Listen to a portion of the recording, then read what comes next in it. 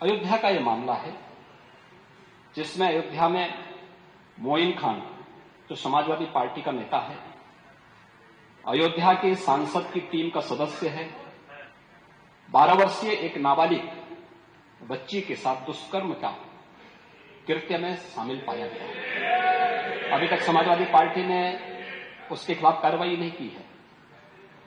मैं ये नहीं समझ पा रहा हूं कि ये सब क्या है। अब क्या ये कोई समाजवादी पार्टी ना बोले? आपका एक्टिव मेंबर है, आपके सांसद के साथ बैठ रहा है, खा रहा है, उनके साथ चल रहा है, लेकिन इस प्रकार के, और यह अति पिछड़ी जाति से जुड़ी हुई एक बालिका से जुड़ा हुआ मामला है, और इस प्रकार की घटिया हरकत में वह लिप्त है, लेकिन तब भी उसको हल्केपन से उड़ाने का काम, यानी हल्केपन से लेने का काम होता है। ये घटनाएं क्या दिखाती है? कल ही हरदोई में एक दुर्भाग्यपूर्ण घटना घटित हुई, और हरदोई में घटित दुर्घटना में भी बीरे उर्फ वीरेंद्र यादव ये समाजवादी पार्टी का पूर्व जिलाध्यक्ष है। अब देखो किस प्रकार के व्यक्ति को आप जिलाध्यक्ष बना रहे हैं। इस पे आईपीसी और सीआरपीसी की कोई ऐसी धारा नहीं जो इस पे लगी हो। 28 ऐसे मामले हैं, और ऐसे नहीं कि मामले 17 से 24 के बीच के हों। इस पे पहला अपराध दर्ज हुआ था 89 में, दूसरा है 91 में, तीसरा 91 में, चौथा 91 में, पांचवा 92 में, छठा 90 में, फिर 93 में, फिर 92, फिर एक इससे पहले 98, इससे पहले 90, इसके बाद 96, 2006, 2008, 2013 में तो आप ही की गवर्नमेंट थी, 2007, 2009, 2008, 2015 में भी आपकी सरकार थी, 2016 में 302 में भी यह व्यक्ति लिप्त रहा है, 302 की भी घटना में शामिल रहा है, 388 की घटना में भी यह व्यक्ति लिप्त रहा है। इसी प्रकार से 2016 में 302 के मामले में व्यक्ति लिप्त रहा है। 2002 में यूपी गुंडा अधिनियम के अंतर्गत इसके खिलाफ कार्रवाई हुई है। ऐसे ही इसके खिलाफ फिर 2002 में भी इसके खिलाफ गुंडा एक्ट के अंतर्गत कार्रवाई हुई है। 2017 में यूपी गुंडा एक्ट के अंतर्गत इसके खिलाफ कार्रवाई हुई है, और फिर 2017 में भी इसके खिलाफ कार्रवाई हुई है। 28 इस प्रकार के मामलों में व्यक्ति लिप्त है। समाजवादी पार्टी का पूर्व जिलाध्यक्ष है। कल एक अधिवक्ता की हत्या सरेआम इसके द्वारा करवाई गई है, और इस प्रकार के अपराधियों को आप कहते हैं साहब गोली मार रहे हैं, क्या माला पहनाएंगे क्या? मुझे आश्चर्य होता है। अब इस प्रकार का तो ये ताजा उदाहरण है, इस समाज के लिए सबसे बड़े कलंक है, इस समाज का कोड है, और इस कोड को जब तक हटाएंगे नहीं तब तक उत्तर प्रदेश की स्थिति को ठीक करने में कठिनाई होगी। और इसीलिए मैं आपसे कह रहा था, आप तो लोकतंत्र सेनानी हैं, मैं आपकी उम्र का सम्मान करता हूं, आपकी सहजता सरलता का भी सम्मान करता हूं, और हमेशा आपको सम्मान भी देता रहा हूं। इसलिए भी क्योंकि इस माननीय सदन के देश के सबसे बड़ी विधानसभा के स्पीकर के रूप में एक शानदार काम आपने किया, एक जनप्रतिनिधि के रूप में एक लंबे समय में संघर्षशील जीवन, एक सामान्य परिवार से उभर करके आप आगे बढ़े, और इसलिए कभी कभी सही बात बोलने की हिम्मत भी कर पाते हैं। लेकिन आपने लोकतंत्र सेनानी कहा अपने आप को, मुझे बहुत अच्छा लगा। लेकिन जिस लोकतंत्र का गला घोंटने का काम कांग्रेस ने किया था, आज उसी के साथ आप मिल करके क्या काम कर रहे हैं और क्या करते रहे। 1,65,000 के आसपास 2014-15 में यह संख्या थी, और आज मुझे बताते हुए प्रसन्नता है यह संख्या लगभग 2 लाख है। तो 12 लाख की संख्या पहुंच चुकी है। 2 लाख से बढ़कर के आज यह 12 लाख पहुंच चुकी है। ये चीजें दिखाती है कि प्रदेश की प्रति व्यक्ति आय में वृद्धि हुई है, और यह उसका एक महत्वपूर्ण संकेतक है।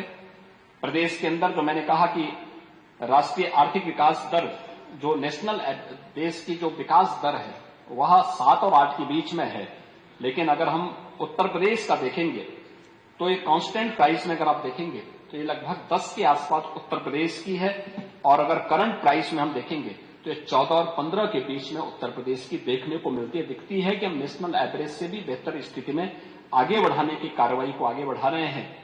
बेरोजगारी की दर के बारे में भी आपने चर्चा की। स्वाभाविक रूप से युवा की आकांक्षा के अनुरूप नौकरी मिल सके, मेरे पास बहुत सारे ऐसे डाटा हैं जो इस बारे में बताते हैं कि वास्तव में अगर पिछली सरकारों के डाटा को आप देखेंगे, मैं आपको कुछ यहां पे उपलब्ध भी कराता हूं, और मुझे लगता है कि आप लोग एक बार जरूर इन चीजों पर ध्यान देंगे कि ये डाटा वास्तव में चौंकाने वाले होंगे और आप लोगों के ध्यान का आकर्षण का भी माध्यम ये बनना चाहिए। आपको इसकी जानकारी होनी भी चाहिए और मान्य सदस्यों की भी जानकारी में सब चीजें होनी चाहिए। जो चीजें सामने आई हैं, अगर आप देखेंगे कि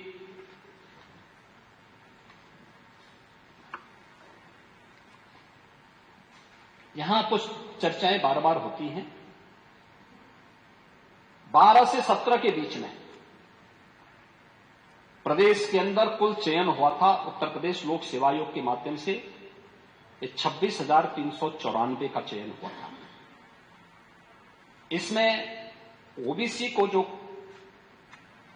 सीट मिली थी वो मात्र 26.38% मिली थी, और एससी की सीट थी वो 21.34% थी। और 17 से अब तक कुल चयन हुए हैं, देखिए इनके समय में हुआ था 26,394। सभी मान्य सदस्य नोट कर लेंगे, अर्थात ये आंकड़े हैं, लोक सेवा आयोग के आंकड़े हैं, ये उत्तर प्रदेश लोक सेवा आयोग के। और ओबीसी को कुल सीट मिली थी इसमें 26.38%। ओबीसी को कुल सीट मिली थी 6,964। और 17 से अब तक जो कुल भर्तियां हुई हैं, ये लोक सेवा आयोग के बता रहा हूं अभी एक का, वह है 46,675, जिसमें ओबीसी को मिली है कुल सीट 38.41%, यानी 26.38 की बजाय उन्हें सीट मिली है 38.41%। और ईडब्ल्यूएस के लोग जो छात्र थे उनको मिला है 3.74%। और हमने कुल यहां पे भर्ती की है वह की है 46,675। अब तक हम सफलतापूर्वक यहां पे भर्ती कर चुके हैं। एक भी भर्ती पर कोई व्यक्ति उंगली नहीं उठा सकता है। यह उत्तर प्रदेश की भर्ती की प्रक्रिया है। 6 लाख भर्तियां उत्तर प्रदेश के अंदर हुई हैं। 6.5 लाख से अधिक भर्तियों में अब तक पूरी पारदर्शिता के साथ, कोई भाई भतीजावाद नहीं, कोई भेदभाव नहीं, सभी नियमों का यहां पे पालन करते हुए इन भर्तियों की प्रक्रिया को आगे बढ़ाने का काम किया गया। और अगर मैं आपके सामने रखता हूं कि जो विवादित भर्तियां रही हैं 2012 से लेकर के 17 के बीच में, अवर अभियंता भर्ती, प्रवक्ता भर्ती,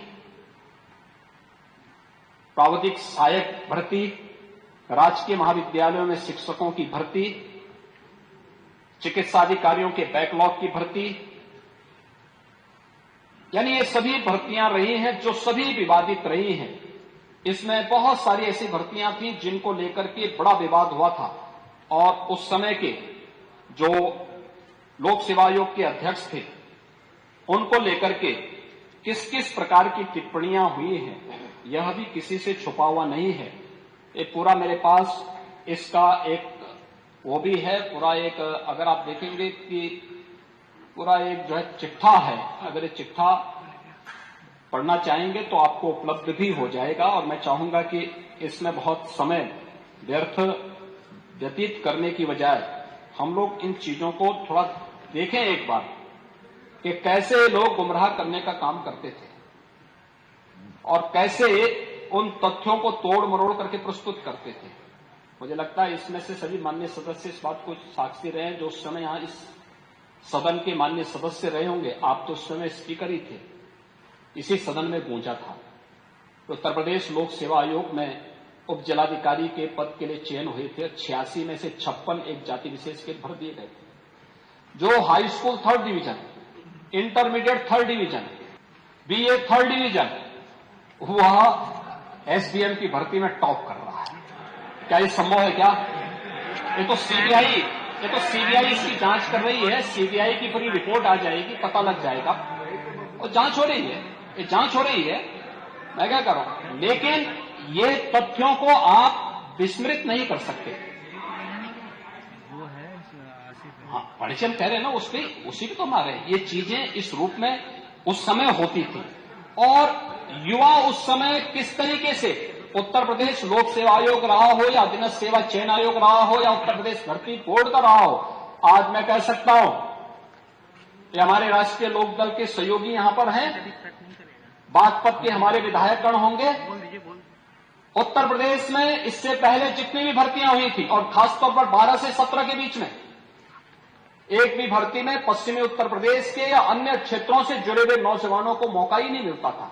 आज आप जाइए, बागपत हो या मुजफ्फरनगर, यहां के नौजवानों एक एक गांव में 25-25, 30-30 बच्चे एक एक गांव में भर्ती हुए हैं। और फिर हम इस बारे में कह सकते हैं कि हमारी सरकार है, जिस सरकार ने पारदर्शी भर्ती की प्रक्रिया को पूरा करने के लिए कल ही इस सदन ने, माननीय सदन ने, पेपर लीक के मामलों को लेकर के एक सख्त कानून बनाया है, जिसमें आजीवन कारावास की सजा तक का प्रावधान किया गया है। 1 करोड़ रुपए की पेनल्टी के साथ ही उसकी पूरी प्रॉपर्टी को जब्त करने और संस्था को हमेशा के लिए ब्लैकलिस्ट करने का प्रावधान भी किया है।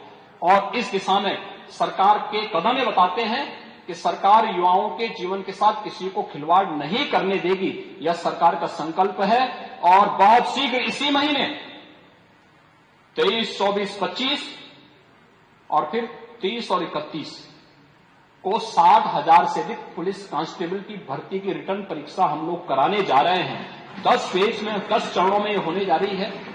और आप देखेंगे पारदर्शी तरीके के साथ उत्तर प्रदेश के नौजवानों को एकमुश्त भर्ती होने का अवसर प्राप्त होगा।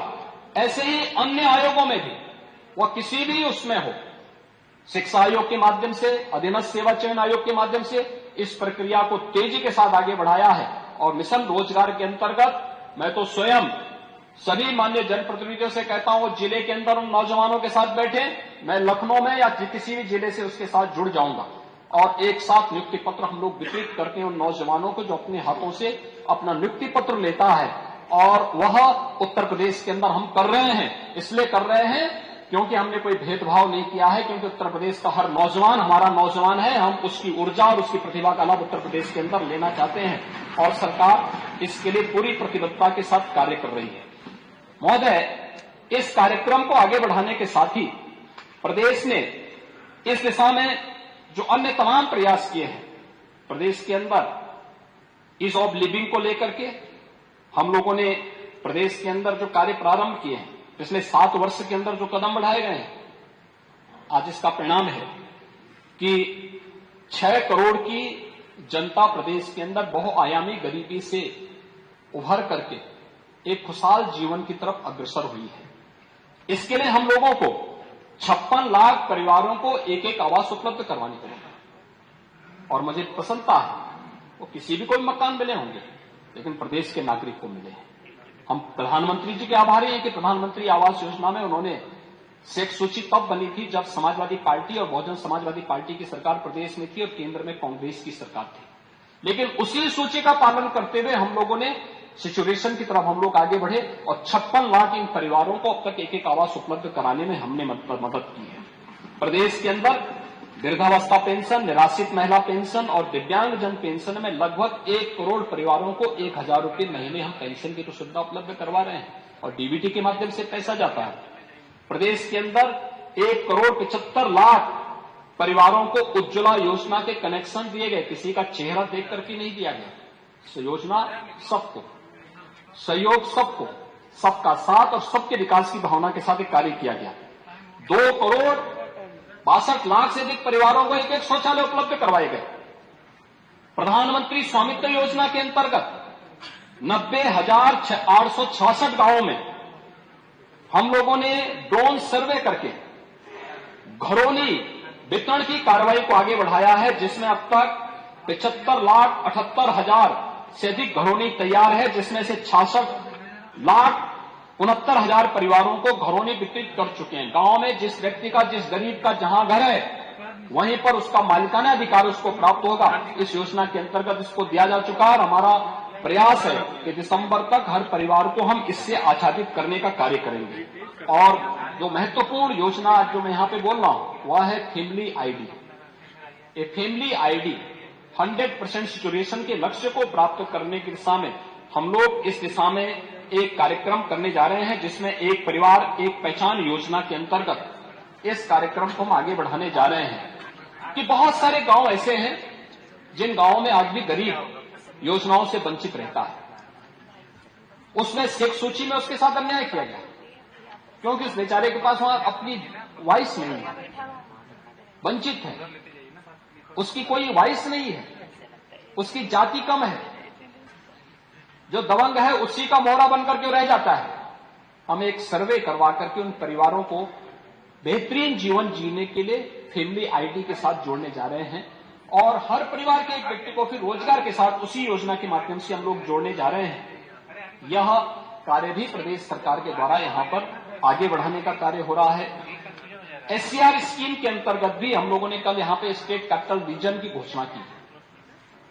लखनऊ और उसके आसपास के क्षेत्रों के अंदर एक संतुलित, समावेशी और स्थायी शहरी नियोजन के लिए हम लोगों ने लखनऊ के साथ साथ उन्नाव, रायबरेली, बाराबंकी, सीतापुर और हरदोई को लेकर के स्टेट कैपिटल रीजन के कार्यक्रम को आगे बढ़ाया है। यहां पे वर्ल्ड क्लास इंफ्रास्ट्रक्चर हो, ईज ऑफ लिविंग बेहतरीन हो, लोगों को बेहतरीन सुविधाएं यहां प्राप्त हो सके, इसके लिए एक नियोजित और संतुलित विकास के लिए, समावेशी विकास के लिए इस कार्य योजना को सरकार यहां पर लेकर आई है और इस पर हम लोगों ने, मैं धन्यवाद दूंगा कि यहां पे सरकार ने इस दिशा में यहां पे उस कार्यक्रम को आगे बढ़ाने की दिशा में प्रयास प्रारंभ किए हैं और उसको लेकर के हम लोग तेजी के साथ आगे बढ़ा रहे हैं। मुझे यहां पर बहुत सारी चीजें हैं जिसको लेकर के हम लोगों को थोड़ा करना पड़ेगा और मुझे जब यहां पांडे जी बोल रहे थे, वे कानून व्यवस्था की बात कर रहे थे। पांडे जी, ये एनसीआरबी के ही डाटा है। हाँ, मैं पढ़ रहा हूं, आप एक बार आप मेरे जो मैं आंकड़े दे रहा हूं अब इस बार उसको नोट कर लेंगे तो अच्छा होगा। देखिए 2024 के जो आंकड़े हैं 16 और 24 के बीच है, मेरे पास 22 के भी हैं, 23 के भी हैं, 24 के भी हैं और सभी आंकड़ों को मैं आपके सामने रखूंगा। लेकिन मैं 24 से अगर तुलना करूं तो डकैती के मामले में 36.47% की कमी आई है, लूट के मामले में 78.17% की कमी आई है, हत्या के मामले में 43.21% की कमी आई है, बलवा के मामले में 67.42% की कमी आई है, गृह वेदन में 4.31% की कमी आई है और फिरौती के लिए अपहरण के मामले में 70% की कमी इस मामले में आई है। ये अपराध की स्थिति 2016 से 2024 में अगर तुलना करेंगे तो ये आंकड़े सामने आते हैं। महिला संबंधी अपराध के मामलों में अगर आप देखेंगे, दहेज मृत्यु दर में आप देखेंगे 17.43% की, बलात्कार के मामले में 25.30% की, सील भंग में 16.56% की, अपहरण के मामले में 0.17% की कमी यहां पर आई है। इसके साथ ही प्रदेश के अंदर अगर हम महिलाओं के विरुद्ध घटित अपराधों के मामले में इसको आगे बढ़ाएंगे, नेशनल उसमें अगर हम देखेंगे तो महिलाओं के बारे में अगर आप देखेंगे तो नेशनल उसमें उत्तर प्रदेश का जो स्थान है वह महिलाओं के प्रतिकूल अपराध में 2017, 18, 19, 20, 21, 22 में उत्तर प्रदेश के सापेक्ष जहां अन्य राज्यों में क्राइम ज्यादा हुए हैं, उन राज्यों में तेलंगाना, उड़ीसा, राजस्थान, पश्चिमी बंगाल, महाराष्ट्र, ये सभी उत्तर प्रदेश से आगे रहे हैं जहां पर इस प्रकार के अपराध काफी ज्यादा बढ़े थे। उस समय के आंकड़ों के अनुसार में यहां पे ये आंकड़े यहां पर हैं। ऐसे ही बलात्कार के मामले में अगर आप देखेंगे तो प्रदेश के अंदर आप देखेंगे इस दौरान अगर आप उधर उस ओर देखेंगे तो इस दौरान छत्तीसगढ़, केरल, राजस्थान, झारखंड में उत्तर प्रदेश से ज्यादा अपराध घटित हुए थे और उन अपराधों की उसको देखेंगे उत्तर प्रदेश का इसमें 24वां स्थान है। 24वां का मतलब 23 राज्य ऐसे हैं जिनमें उत्तर प्रदेश से ज्यादा ये अपराध घटित हुए थे और घटित हो रहे हैं। ये प्रदेश के अंदर की स्थिति है। ऐसे ही सील भंग के मामले में उत्तर प्रदेश का 17वां स्थान है। इसका मतलब 16 राज्य ऐसे हैं जहां पर उत्तर प्रदेश से ज्यादा अपराध इस मामले में घटित हुए हैं। इसी प्रकार से दहेज मृत्यु से जुड़े हुए मामलों में भी उत्तर प्रदेश का जो देश के अंदर स्थान है वह मैंने आपके सामने पहले ही इसके बारे में इन बातों को आपके सामने रखा है। और इसी प्रकार से अन्य मामलों में भी जो प्रदेश के अंदर कार्रवाई की गई है, इसमें जो हम लोगों ने निरोधात्मक कार्रवाई की है कि इस प्रकार के गतिविधियों को रोकने के लिए, अगर आप देखेंगे शस्त्र अधिनियम के अंतर्गत 16 की तुलना में 24 में 4.45% हमने अधिक कार्रवाई की है। एनडीपीएस में 14.98% अधिक कार्रवाई की है।